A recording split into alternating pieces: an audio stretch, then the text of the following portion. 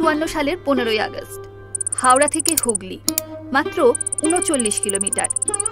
এই পথেই প্রথমবার বাংলায় বয়ে যায় রেলের চাকা।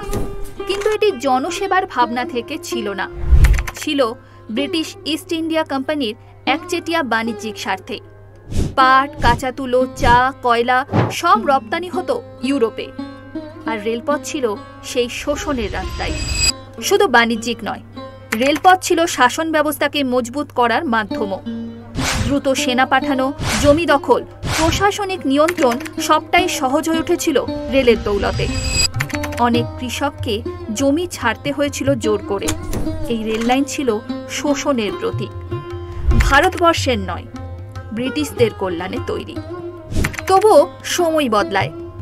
স্বাধীনতার পর ভারত এই পরিকাঠামোকে নিজেদের করে তোলে। একসময় যেটা ছিল কাঁচামাল টানার পথ, সেটাই হয়ে ওঠে কৃষকের ধান বাজারে পৌঁছানোর রাস্তা, শ্রমজীবী মানুষের শহরমুখী যাত্রার বাহন।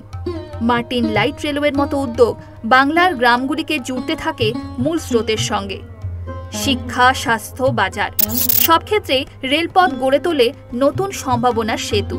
আজ রেলপথ কেবল একটানা লোহার গাঁথনি নয়, এটি আমাদের পরিচয়ের অংশ। শুধু শহর আর গ্রাম নয়, জুড়েছে সংস্কৃতি, ভাষা, অঞ্চল। উত্তর পূর্ব থেকে দক্ষিণ, বাংলা থেকে বম্বে।